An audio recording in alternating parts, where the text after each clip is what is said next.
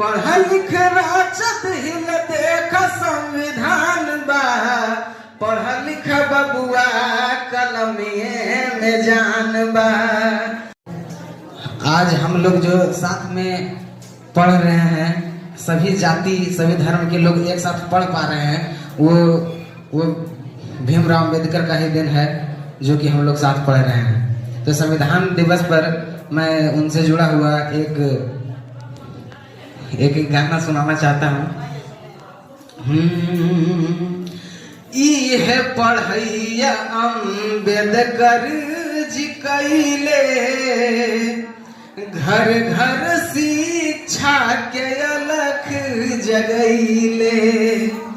ई है पढ़ैया अम्बेडकर जी कैले, घर घर शिक्षा के अलख जगैले।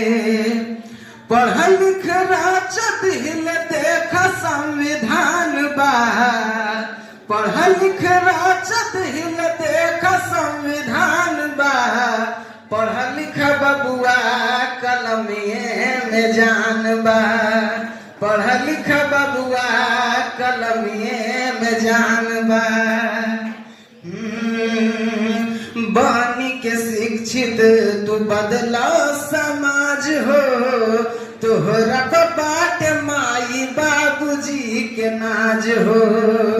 बानी के शिक्षित तू बदला समाज हो, तोहरा बाट माई बाबूजी के नाज हो। तोहर से सब कार जुड़ल आरमान बा, पढ़ लिख बबुआ कलमिए में जान बा, पढ़ लिख बबुआ कलमिए में जान बा।